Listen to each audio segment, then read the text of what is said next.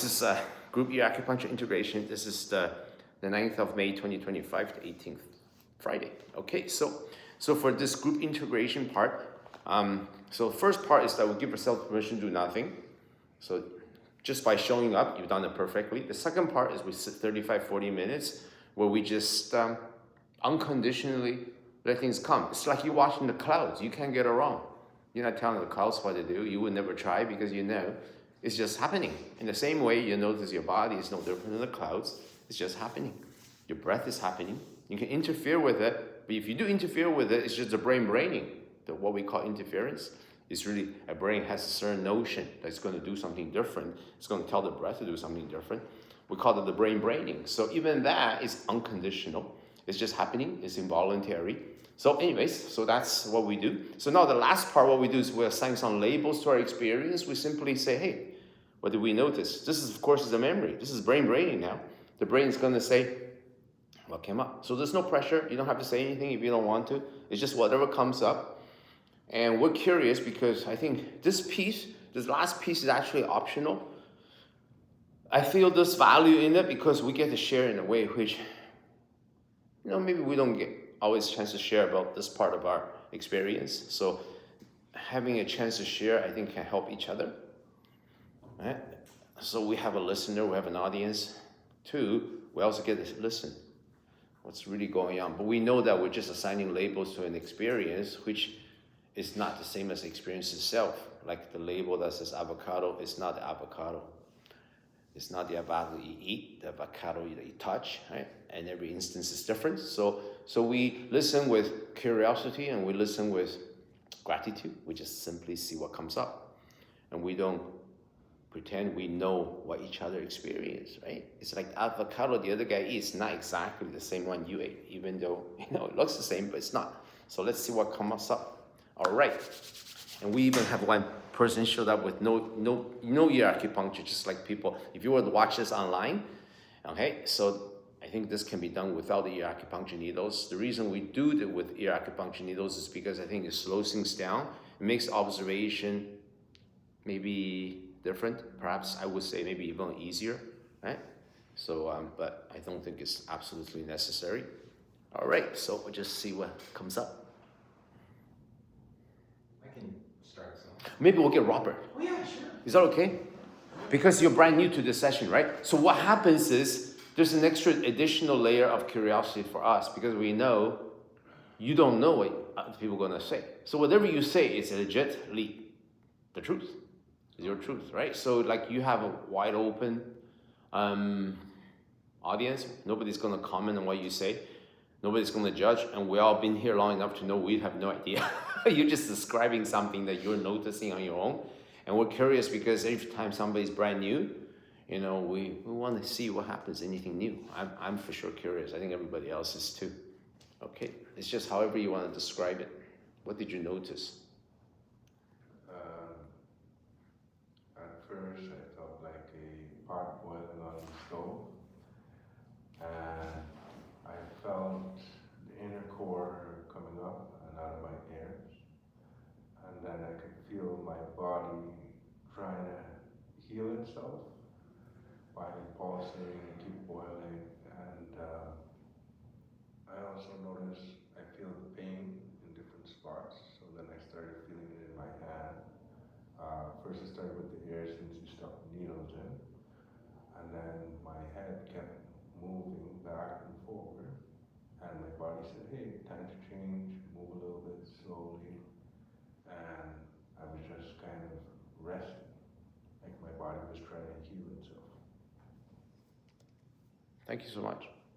Thank you very much. So you get a chance again. Now, you're curious what they're going to say because they have been here multiple times. So what would they say, right? So let's see what comes up. What comes up? What does the brain brain?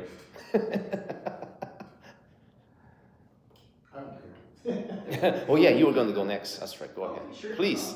Yeah. So this is with no acupuncture. So that's interesting. Yeah.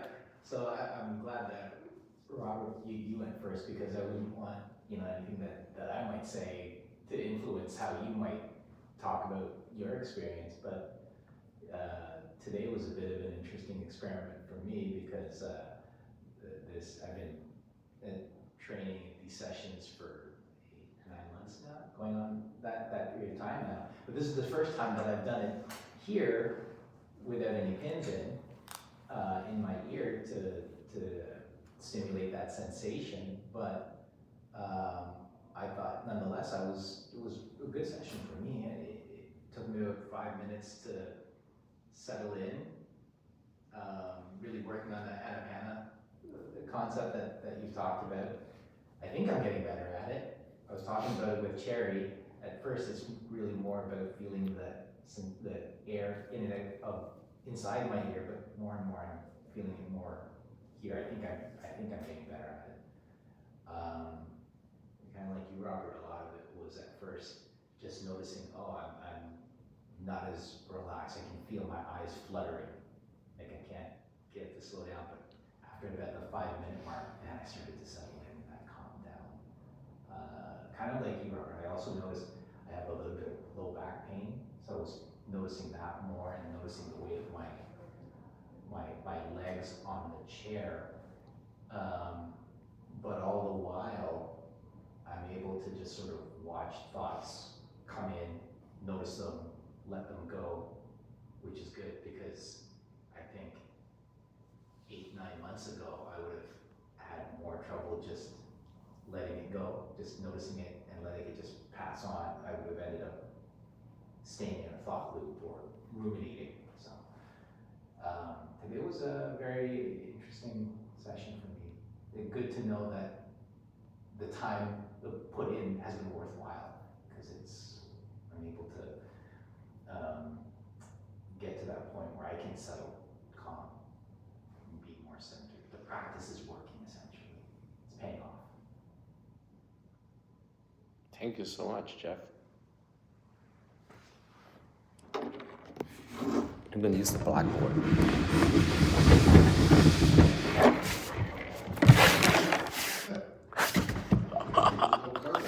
That's right. There's no carpet. See, I noticed both of you sharing, okay, was very sensory based. Pain, right? Sensation, the body movement. There's a sensation, something flowing up, the pain in the ears, right?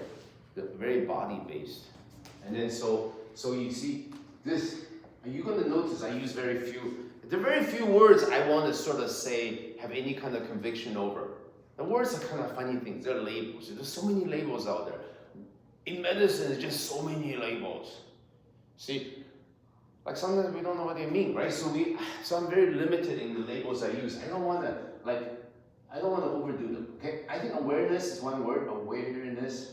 That means you're not sleeping. That's all it means, right? It's pretty simple. Everybody has that. I want to make sure the words we connect at the word level, we have to have a mutual experience that's shared. So that's why, it's like evidence, So awareness is the first word. And then sensation is when your body bodies. When you notice your body, I call it sensation. It's just an awareness, whether it's a sound or sight or touch, whatever. It could be the insight. But there's a label on top. I call it labels, okay? Those are thoughts. So for example, when I say the word pain, there are two things going on. There's a sensation underneath. It's my arm. Right?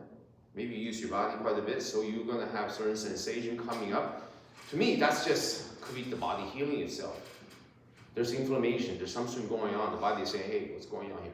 And then the brain is the awareness is going to notice a sensation. And then the brain is going to say, what is that? It's pain. The word pain. The word pain is a learned thing, right? In Chinese, it's a different word, right? So the word pain is cultural. It's a learned thing. The baby feels sensation, but doesn't have labels. Somewhere along the line, we moved into the label world, right? But you guys notice, you went back to the sensation world. There are people who live purely here. You'll see a lot of times when people first show up, it's strictly at the label level. So this practice, as you notice, there's a separation between the two. One of the things people will notice that you notice more and more and more sensations. So I just want to point that out. And from that place, this is the journey. A lot of times people have challenges in life which requires a lot of thoughts. So eventually they become preoccupied by just thoughts. So by sitting here and gradually, they come back here again. Okay, we'll come to that more later on. Okay, now, Ken. figure out how to say this. When I come here, I have expectations of myself. I want to be calm. I don't want to be jittery. I want to be relaxed. And if I have those things, then I can accomplish what I feel is what I'm trying to do here.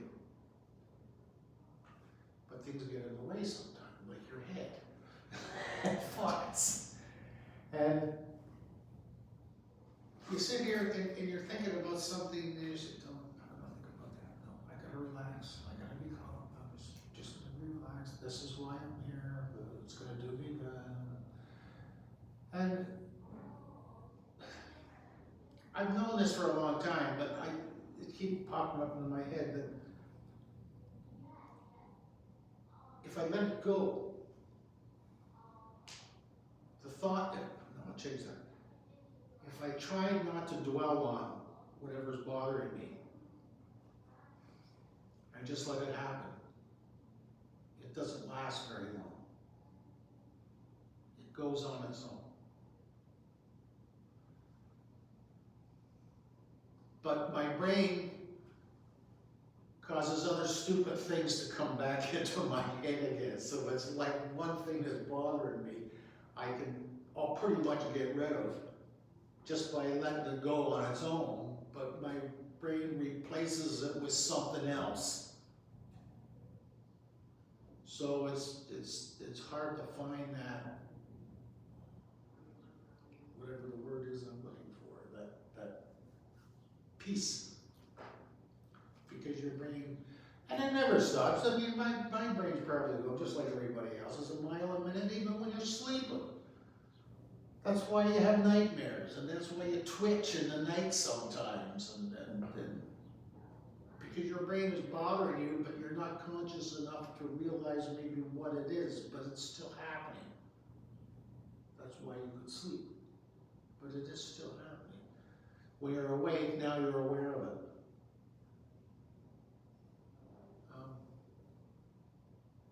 But anyway, it was a good session, and if I can learn something, then it is a good session, even if it was a bad session. And I pretty much learned, or I knew anyway, I tried to put it in process, is that if something's bothering you, let it bother you. Don't label it.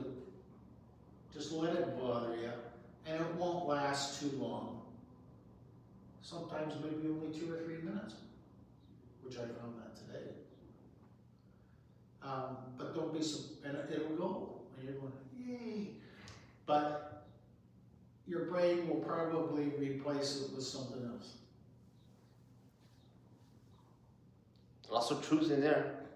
You've just shared lots and lots of truth. You've summarized, like all the ingredients or you observe is mutual. I think a lot of people experience exactly what you just shared. So you're gonna notice thoughts will come. So first of all, you use the word expectation. You come into this room, you can't help it. Next time you come in, you'll have a slightly adjusted expectation because you've already been to it once. Like you cannot go on the 401 and expect that you're on the 401. You expect certain things. You expect people to behave in a certain way or not behave in a certain way. Whatever it is, expectation is brainy. It's just baby doesn't happen. So we're a baby here, you know. Once upon a time with that little guy, you know, the big baby. I can't draw a baby, but anyways, there was a baby once upon a time. It didn't have any of the stuff, right? You were just lying there. For the baby to relax is pretty easy. The baby could be very sick, but still relaxed. Doesn't worry about his sickness, right? I see them incubate all the time. They're just relaxed until they're hungry and they react. What happened? But they don't have this drama in their head, right? They don't try to be a better baby. They never try to be a better version of themselves. They never try to quieten their mind. They never say, oh, my mind's too busy. I need to be quieter. I need to be peaceful. They just are, right? So somewhere along the line, we get to this place. So now so the expectation shows up, and then you say, okay, I need to let, even the idea, I'm going to let it go, is an idea, right? It's still brain, let it go. There's a lot of therapy based on this idea that you need to let it go. You need to let it go. Still brainy, right? That's the trouble with that, with this idea. Or be stoic, accept things the way it is, you know? have another way to reframe it. Let's think about this in a better way. Now, there's a little glimpse in there. Sometimes you catch yourself say, oh, I'm in the loop. I'm going down that rabbit hole, right? It's a little moment. The fact that you can catch it, right, is wonderful. However, you're back in the loop again. The moment you think you're doing it, oh, I'm letting it go now. You're just suffering the next loop. You're back in the loop again because you're trying to let it go, which is still doing something. Okay? So what happens is you're still looking at it for a moment, another thought shows up, right? The brain just brains. The brain is just like the kidney makes urine. The brain's making thought. It's doing exactly what it's supposed to do. It comes with another thought, another thought, another thought, another thought. You're still in the world of the thoughts. You're in the loop, still. It's just a loop outside the loop, outside the loop. That's why sensation is the key. When you come here after a little while, you start to notice your body more and more and more. And this is a very wonderful thing, because when you notice your body, you're not in the loop. You cannot be in your body and your loop at the same time.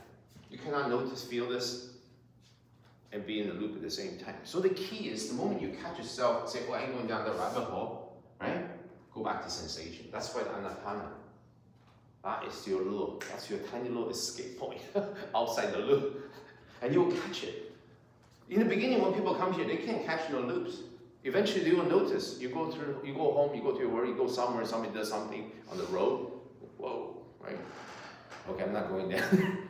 At that point, you gotta go here. If you don't go here, the brain's gonna find another way to loop you back in. The brain's very tricky. So it's never letting go that's gonna get you out there. It's not, some people say, visualize your thought on the leaf, let it float away. All those are cognitive devices that will keep you in the loop. Very, very tiring.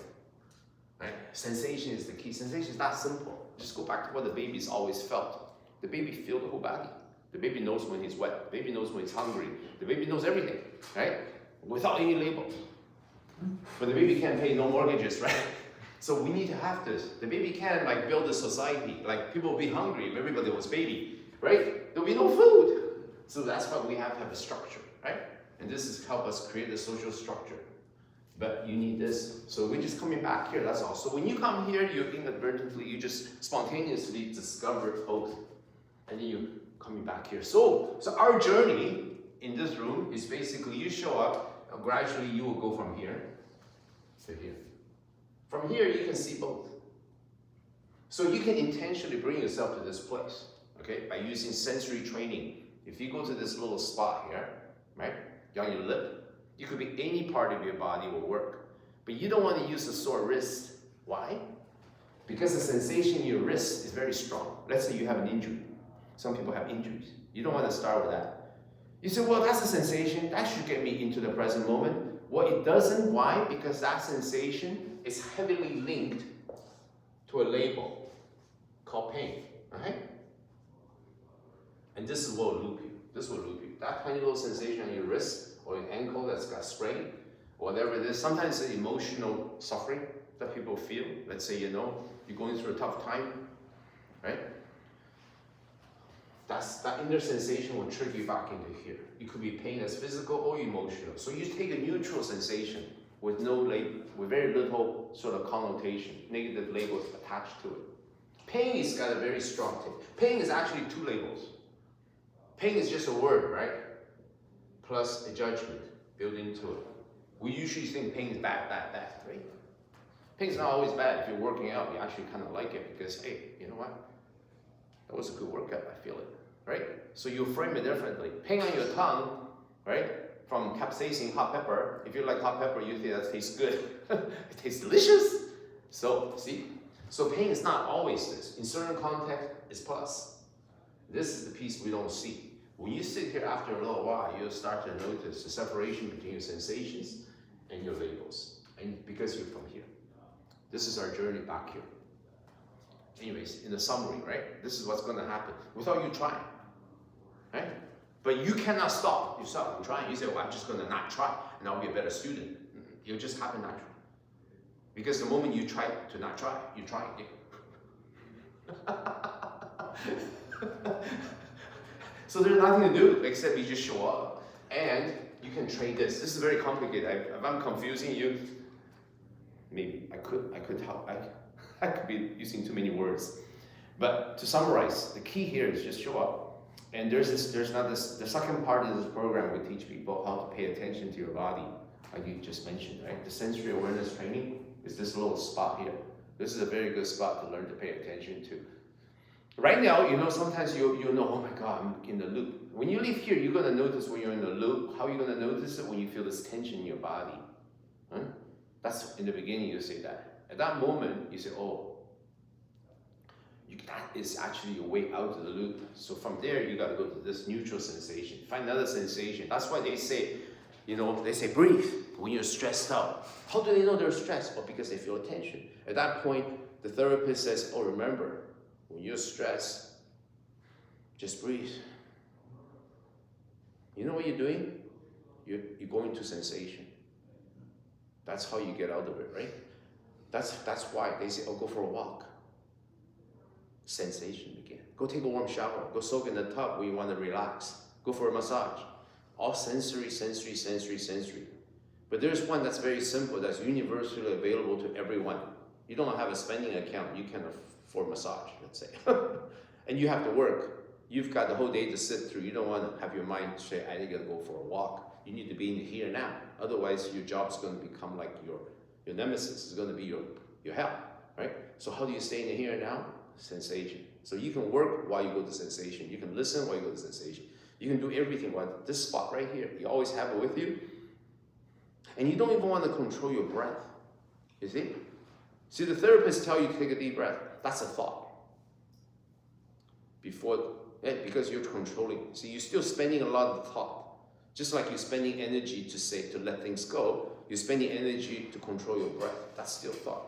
It's still inefficient. So you want to eventually just train to the sensation because you're breathing anyways. Why take a deep breath? Don't need to. So we would improve the instruction to this. If you feel yourself getting all caught up, remember, you're being looped by something. It's always a guarantee. Okay? Unless there's a tiger in the room. There's usually no tiger. The tiger is imaginary, right? Most of the time. Right? So you want to let the mind do whatever it needs to do. But the first step is go to the sensation of the breath. You don't need to take a deeper breath than it already is.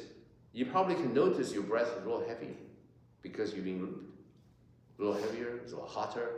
But go to the sensation is the key. You go to the sensation in 30 seconds, you're out of the loop. Because when you go to that subtle sensation, you automatically come here. When you're out of the loop, the chemistry in your bloodstream that we describe as being looped, that tension, it will come down, becomes flat again. You make this transition. Because this is caused by this. Unless there's a tiger in the room. Most of the time there ain't no tigers. Most of the time, you worry about something that might happen, or you worry about something, you're thinking about something that had happened that you didn't like, right? They're loops. Anyhow. So maybe I'll come back to you again in case, Rob, if you have anything else you want to add.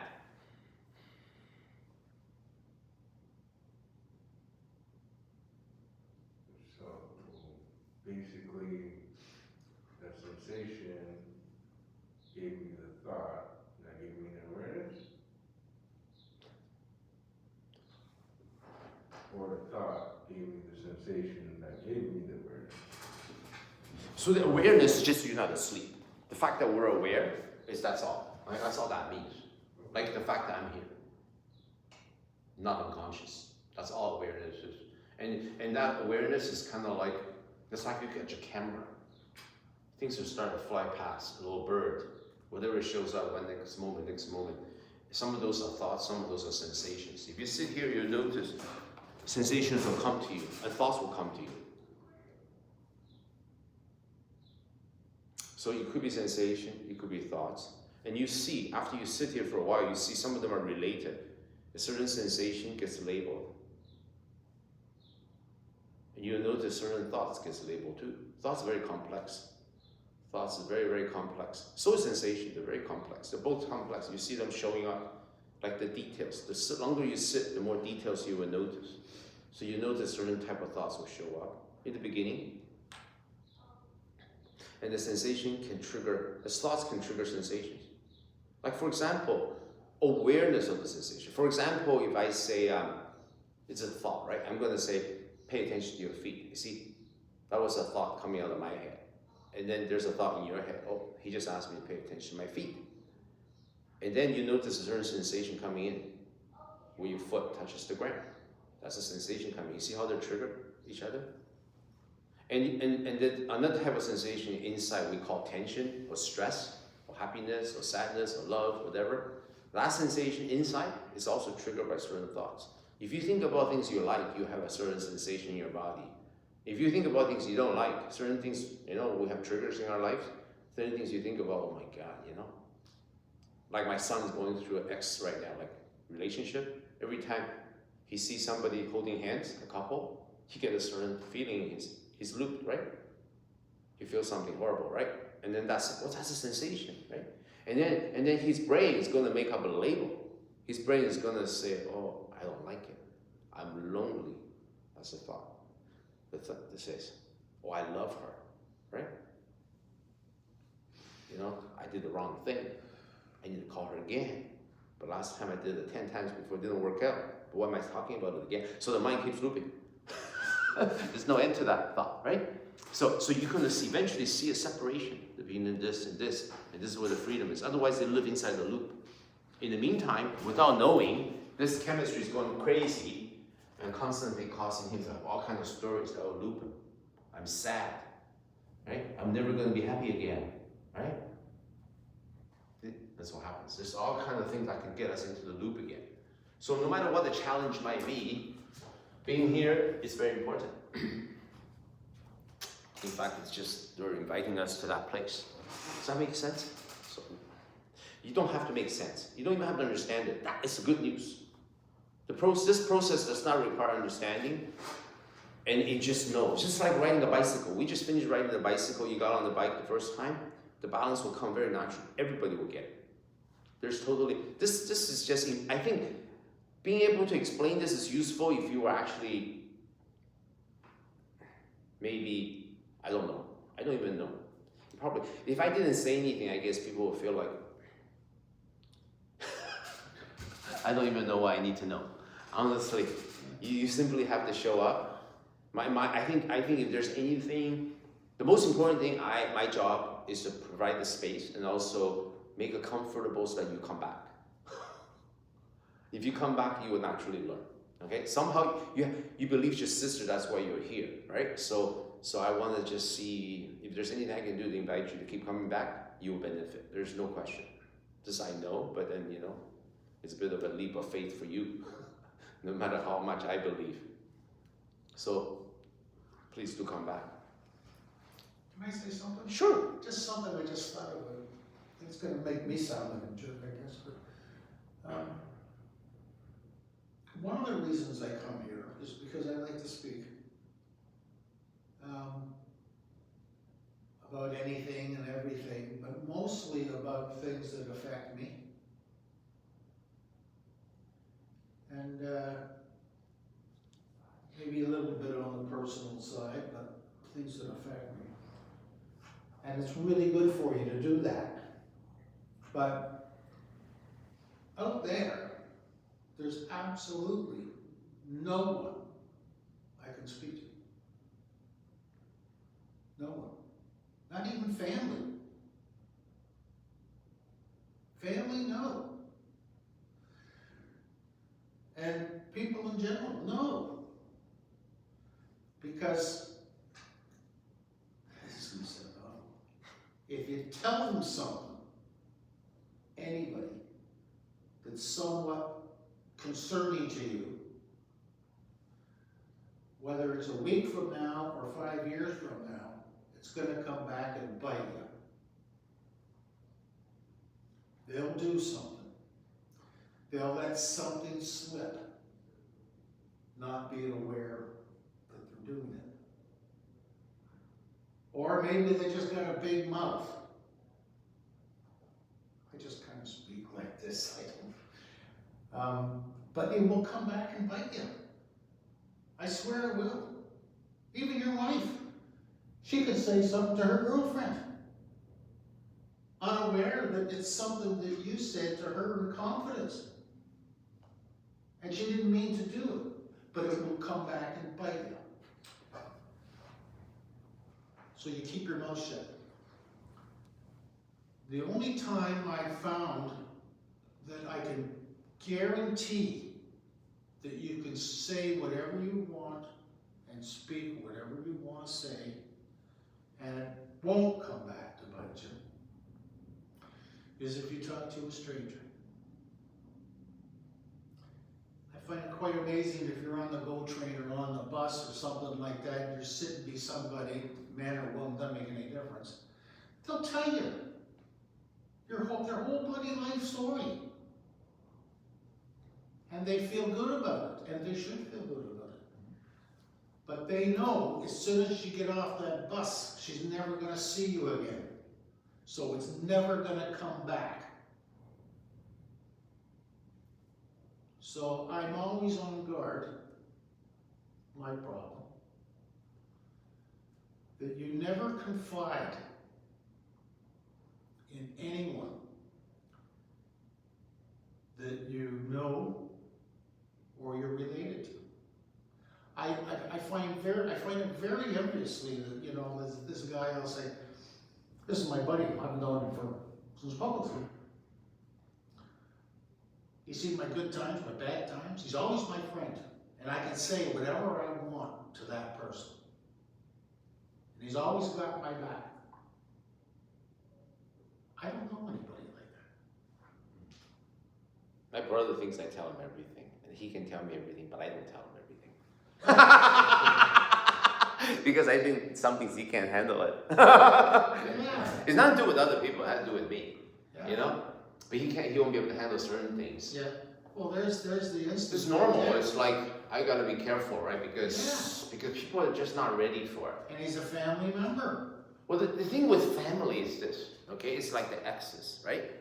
You see, the thing with family is this, that you have so much history in the going backwards, right? Yeah. And not all those history created stories, right? Some of the stories are this way, some of the stories are this way, right? And they're in your memory bank. Because you had a, you know, when you get married, honeymoon's over, you gotta find a place to live, right? Yeah. And after that, oh, the kids pop along, and the kids doesn't behave necessarily all the way, you get called from the school, and the laundry machine breaks down, you're working hard, and you get a call, oh my God, the laundry machine's broken, you gotta pick up this, how come you forgot that? You know, whatever, right? You know, the story comes up, just life itself, and what happens is you end up restoring with this thing. And after a little while, you know, it's like about 5 years, you look at that woman, you look at that man, sometimes you just don't feel good. The face doesn't trigger happy memories. Yeah. Right, because you've been going through so much. You've been taking regular holidays to have some stories with this in it. You end up with predominantly stories with this. You know? And what happens is each other's face, each other's mannerism, whatever it is, becomes a trigger for this. You know, for judgments. That's the problem. That's why family is the toughest one. The families is also our teacher. Like the fact that you can't get away from them. You have a friend that triggers you too much, you just move on, right? But you got this, oh, I really want to leave, but I can't, you know? So you end up, so that's a teacher. Then you force yourself inwards and realize this is what's going on. You got to come back here, man. Yeah. That's what, you see. Families is one of the toughest ones, but they're the best. They're basically the universe teacher. They teach us how to like not run. Yeah. I'm just talking about general things. Oh yeah. Innermost personal things, you never share. Yeah. I've never found anybody I could. Never. Oh man, I don't tell stuff to my wife. So I carry on. That would definitely bother. But the thing is, I spare her because she has triggers in her head, right? Don't forget, they're just humans. You be certain things. There's certain things that's going to go into her head. Oh, I spare her. I'm not, you know. I spare her of the suffering, like I spare my brother of the suffering. I could trigger if I say everything in my. That's why this is to your point. It's like nice to have this space. Yeah, and that's very important to me because I can come and say whatever I want to say, and I know it's not going anywhere. And that's very important because you have to say these things. There was a guy on the radio. He says, "I'll condense this." He was at home. The dishwasher broke. He was fixing the dishwasher. He was trying to.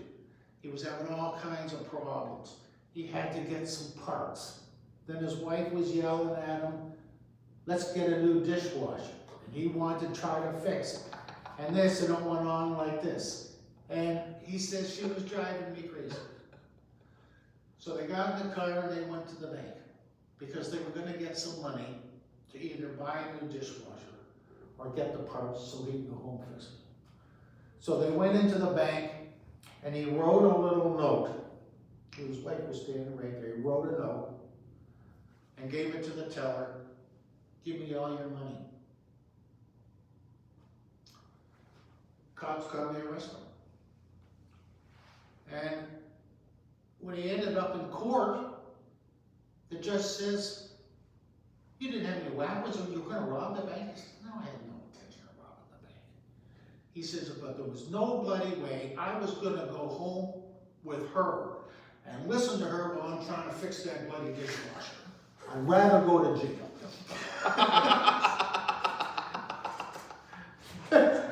And I thought, I can relate to that. I'm sorry, go ahead. Oh, no, Yeah. I used to have a rough one.